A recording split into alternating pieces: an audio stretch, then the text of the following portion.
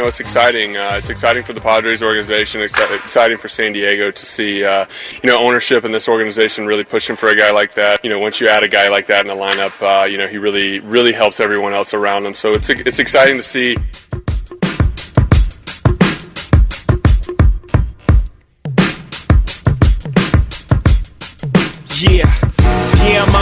It's another San Diego Padre all-star, Will Myers. Forgot about him. Eric Hosmer, Will Myers, guys like Fernando Tatis Jr. coming up, and now Manny Machado. They're assembling a big-time roster in San Diego. And while the Dodgers and Rockies may be a bit better this year, maybe even the Giants if they get Bryce Harper, Padres are maybe 2 years removed now, I should say 2 years away now from being a really good baseball team. Manny Machado signs a 10-year deal, $300 million, takes his talents to Santa Anita. Jim Leyritz, between 90 and 96, one of the best Yankees ever because of the clutch. How many big home runs did Jim Leyritz hit in his stay? Then he went to Anaheim and Texas and Boston. Then he had a very memorable stay with more huge home runs, ironically, in San Diego. Padre team that took on the Yankees in the World Series in 99. So Jim Leyritz knows New York Yankee baseball and San Diego Padre baseball. Now what's interesting is this. Leyritz texted me yesterday. Says, I'll come on tomorrow. And by the way, I think Manny Machado is still going to be a Yankee. Yep. That was 10:17 a.m. yesterday morning. My response was, I agree, at 10:21 yesterday morning. We found out at 10:30 he's going to be a Padre. But you played in New York and San Diego. Let's start with San Diego. Young baseball team, great minor league system, maybe a couple of years away from being really, really good. It's paradise. Weather's perfect. Not nearly the pressures of New York. You were there. Is that not a great place to play? Oh, it was, besides New York, it was the greatest place I did play after playing for 6 different teams. But but hold on. You say besides New York, but don't forget, you tasted World Series success and home runs in New York. He comes from Baltimore and one quick World Series stint with the Dodgers. He doesn't have that dramatic New York win behind him like you did. Exactly, but I also think probably spending a little time in L.A., he got to see what the weather's like out there every single day. There's nothing like it. I can tell you, last year at the Hall of Fame when Trevor Hoffman got inducted, I was sitting with Ron Fowler because I went to all the inductions with Trevor and AJ Preller, and they were talking about I said to them, I'm befuddled that they don't get more free agents there because it's a great place to be, especially if you're going to sign a 10-year contract, to raise a family, to be there full-time year-round. The weather's perfect. I mean, it's just taxes are tough. The taxes are tough anyway. Here too. Yeah. Oh yeah. But the bottom line was, you look at the San Diego Padres. You look at what they've been doing over the last couple of years. They've been building. They have the number one farm system in baseball, according to ESPN and every other book that's out there. You got Hosmer was there last year. Didn't have a good year, but didn't have a whole lot of support. Will Myers is there, like you mentioned. But now you're going to have Machado. You got Urias, and then, of course, Fernando Tatis Jr., who is touted as maybe better than Vladimir Guerrero Jr., who is the top prospect right now for next year in Major Leagues. This team's going to be pretty good. You're going to want to, Manny Machado might be the second best infielder in 2 years. Wow. In that infield. So I think it's going to be interesting to see it. I think these guys are finally putting out the money. And I think you're going to see a change, hopefully, in the San Diego atmosphere that more free agents are going to want to come there and play. The climate is Southern California. Nothing beats it. Florida, it blows Florida away with the no humidity, whatever it is. But does the Yankees, without Manny Machado, Aaron Judge yesterday, and Aaron Boone also they're saying that we're fine. Yeah, we're good. We don't really need the guy.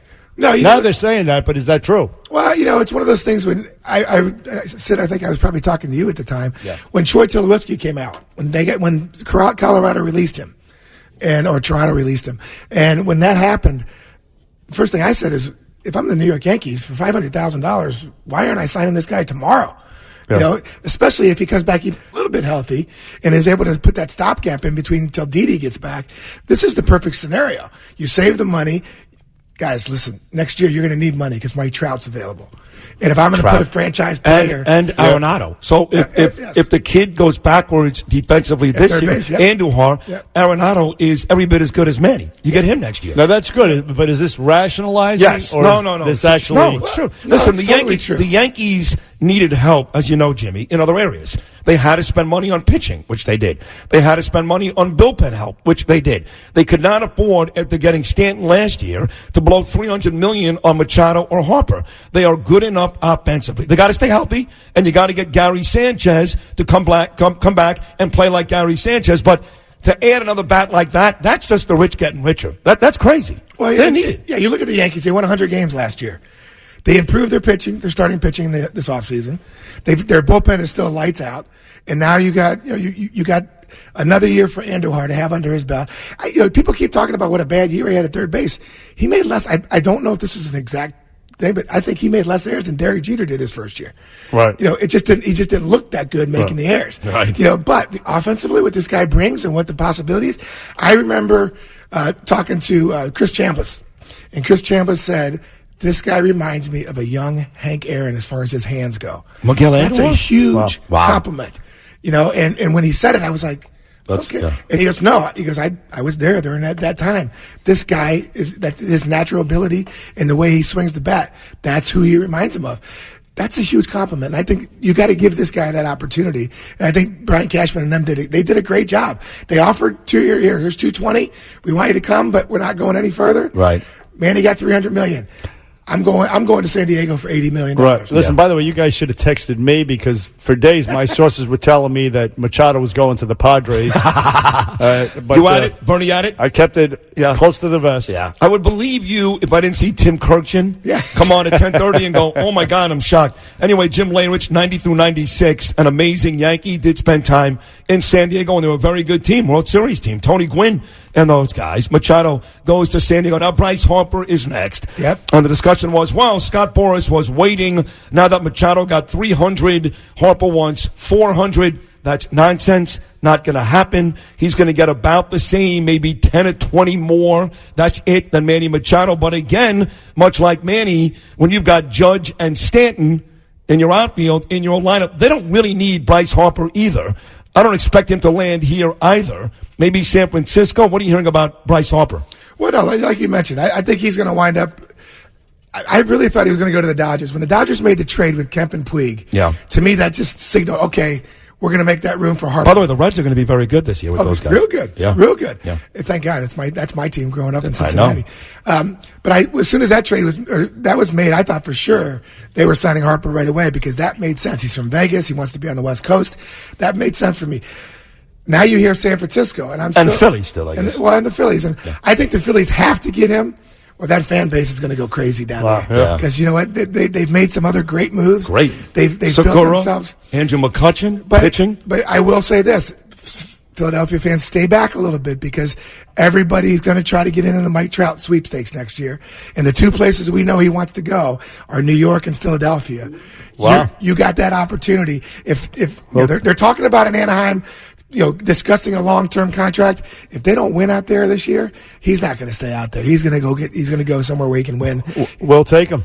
Yeah, in a heartbeat. We were talking to Aaron Boone a couple of weeks ago, and I always find this interesting, the competition during spring training for who's going to play what. You have Luke Voigt and Greg Bird competing for first. Does it get ugly? I mean, does somebody, twist an ankle? Does the other guy, start clapping or something like that? I mean, does it get ugly? Deep inside you do, but... It does, right? Yeah. Yeah, you know what it is? One of those situations where, I made a career out of it. When you get that opportunity, you got to be ready. You got to be ready to step in there and do something. And Luke Voigt did that last year. Yep. And unfortunately, he is kind of like I said he always reminded me of me, how he plays the game and how he's cocky enough to say, listen, I knew I could always do this once I got a chance. Yeah. He's going to get that opportunity in spring training, and he's going to have to do it again.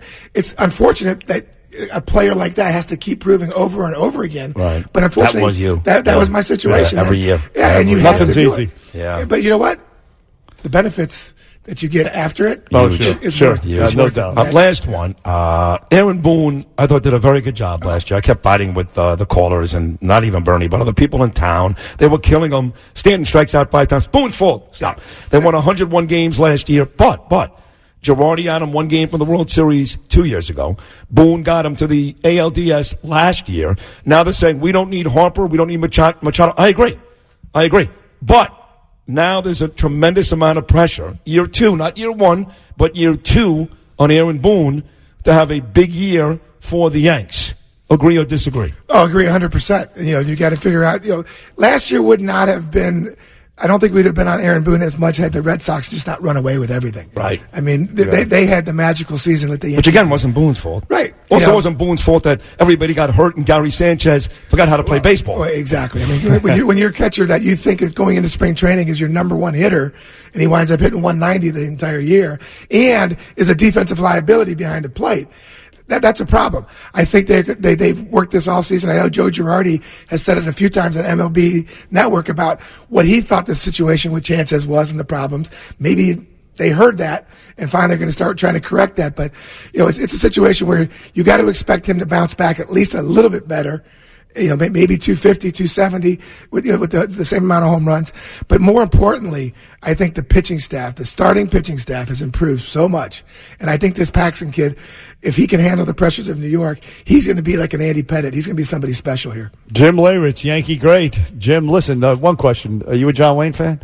I am a John Wayne fan. But real quick, too, I just want to let you know I'm here tonight. Yeah. We got the John Starks bowling event. Oh, yes, a big event. Okay. Yeah. John Starks does like 3 events throughout the year, bowling and golf and a casino night. Yeah, in my charity Pink Tie that I work for, we sponsored a bowling alley there tonight. We're going to have a little bowl off against John and some of the... Now, Pink Tide from our good friend Mike Cave. Absolutely. He's been on with us, yes. Yeah, so, we're going to have a good time tonight. Hopefully there's not too much snow out there and keep the people from coming, but... where is it again? It's at Lucky Strike Lanes on 10th Avenue. Okay. Right by the West Side Highway and about in the 40s. So that it's open to the public, obviously. Well, is this event open to the public? To be honest with you, I don't know. I got you. I just know that I anytime I get an opportunity to work with John and his foundation for what they do for kids with scholarships for the underprivileged kids, it's just such a great opportunity and to be a part of it. Like Good I said, for you. Very nice. We love John Stark, and we love you more. In fact, we love you the most. Jim Leyritz, great New York Yankee, great San Diego Padre.